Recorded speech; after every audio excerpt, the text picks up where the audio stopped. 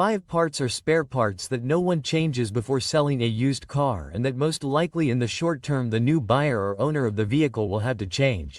As we know, there is a lot of talk about what we have to check when we are going to buy a car.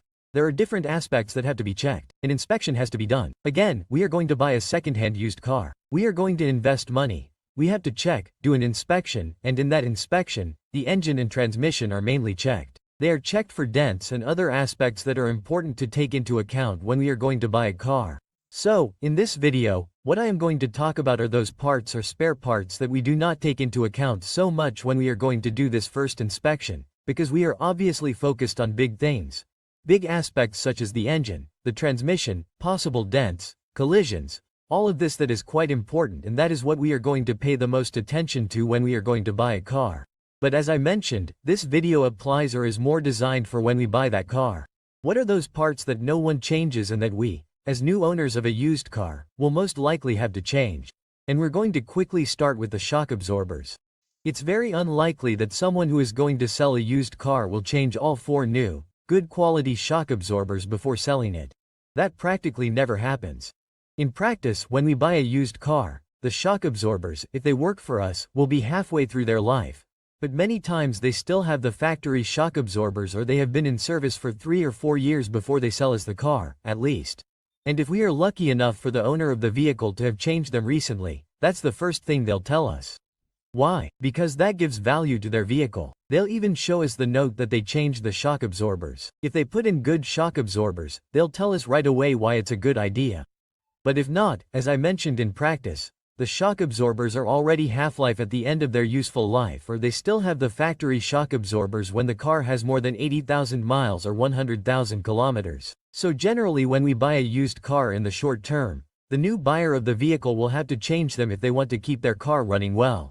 So, since we are on the subject of suspension, we are going to move on to another specific part, which is the tires. It is also very unlikely that someone who knows they are going to sell a car will put new tires on it to sell it. It is unlikely. And if they put new tires on it, or if they put new tires on it recently, the seller will tell us, you know what, I put new tires on it recently. Here they are, look how they are.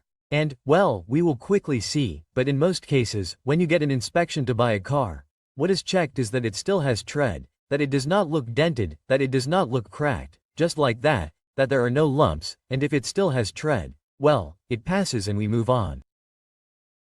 But when you buy a used vehicle, in most cases the tires are already halfway through their life or are at the end of their useful life. Something we have to do, obviously assuming that the car has already been purchased and that it has had its regular inspection, what we can do is check the manufacturing date on the tires. There are 4 digits that we will find, which will indicate the week of manufacture and the year of manufacture. So, if we check the tires and see that they have been manufactured for more than 3 years, it means that our tires are already at the end of their useful life. Because when tires are 4 to 6 years old, they are already at the end of their useful life. When tires are more than 4 years old, even though they still have tread, the properties of the materials wear out and the wear process accelerates a lot in that stage after 4 years. So tires are another one of those components that almost no one changes before selling a car. If at any given time we see that the car we bought has tread, has all 4 tires the same, and the manufacturing date is not older than 3 years, it means that we did the inspection well or that we were lucky. We have tires that will still last at least in the medium term, at least 2 more years. In this case, these would be half-life tires that are still in good condition. So, we leave the underside of the car and go to the engine area.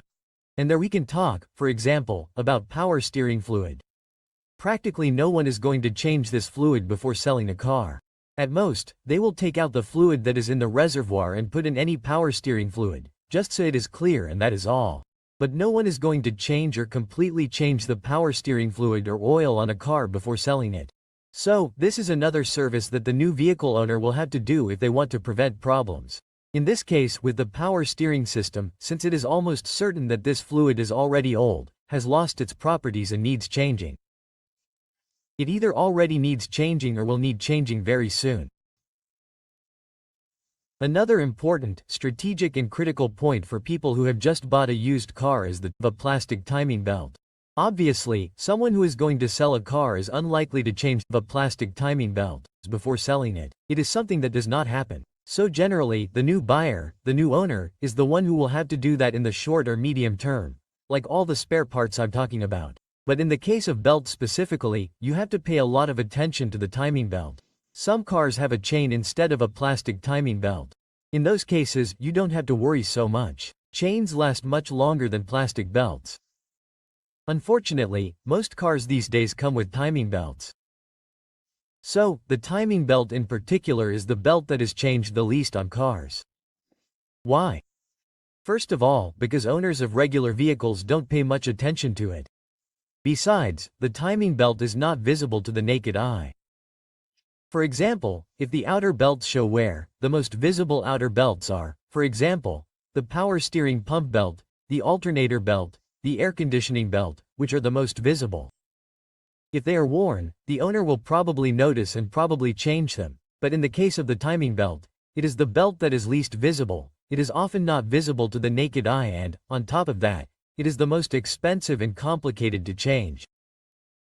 Therefore, when we buy a second-hand or third-hand car, it is very likely that the timing belt already has many kilometers, many miles on it, and it may even be the case that we buy a used car, with around 100,000 miles or 120,000 kilometers, more or less, and it is likely that it still has the original timing belt. And we are in a dangerous time interval, in which the timing belt has already exceeded its useful life, and we are risking that the belt may break. A plastic timing belt can have different lifespans. It could be 60,000 kilometers, 80,000 kilometers or even 100,000 kilometers, for example, in some cases. But in the case of used cars that have already exceeded that mileage, we don't know if it was changed or not. And during an inspection when we go to buy a car, it's also difficult to notice because it's not easy to see. So it's another one of those strategic aspects that a car buyer has to take into account. So, from there we move on to the next one, which is going to be the coolant or antifreeze of the engine cooling system. In short, the liquid that goes in the radiator. It is also very unlikely that someone who is going to sell a car, right before selling it, will bother to bleed the system, remove all the water and old coolant or antifreeze, completely bleed the system and put the right concentration and the right type of coolant or antifreeze in the system, right before selling it. It is something that nobody does before selling a car. Most of them fill the tank with coolant, make sure it is full, and that is practically all they do. So that is going to be another service that the new owner of the vehicle has to do in the short term. Because although it is true that current coolants or antifreeze can easily last from 3 to 6 years, if they are in the right concentrations, if they work in a suitable environment, they can last, as I mentioned, from 3 to 6 years. That's true, but the new buyer can't know how long ago it was changed, if the concentration is adequate, if it really has the right coolant or if it even comes with coolant. Since many cars come with a jet of coolant and were filled with pure water, you never know.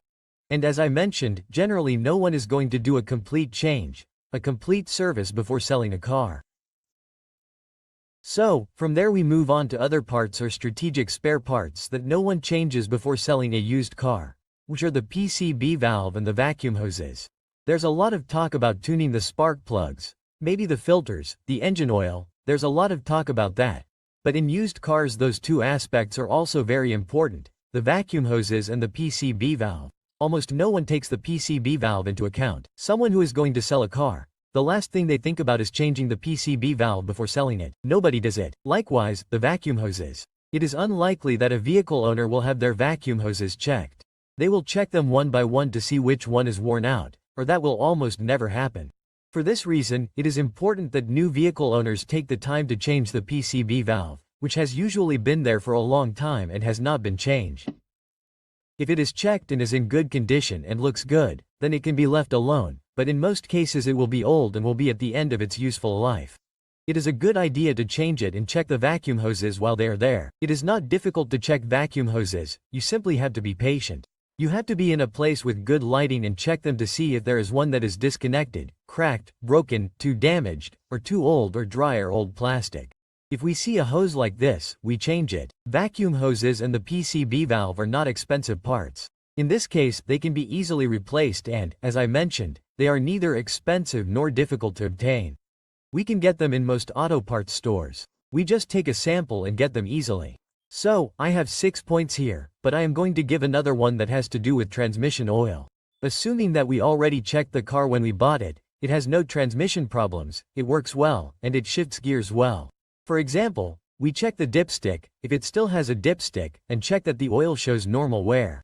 Assuming that this part has already been checked, obviously when we buy the vehicle, it is a good idea to change the transmission oil. Why? Because if everything is fine in the transmission, if it's working well, it's a good opportunity to put in the type of oil that the transmission needs, preferably the original, the exact oil that the specific model we bought needs. And also make sure that the levels are adequate according to the procedure that must be followed, according to the manual. It's a very good opportunity to do that. Why? Because we don't know if the previous owner put in the correct oil. We don't know how long ago he changed it. We also don't know if he left it at the correct level. It's something that we're going to be hard to know because sometimes the transmissions don't even come with a dipstick. Some cars don't come with a dipstick anymore. No, there's no way to know. Yes, there is a way to know, but you have to follow a procedure that has to be in accordance with what the specific manual says. So much so that it's a good idea if we buy a used car.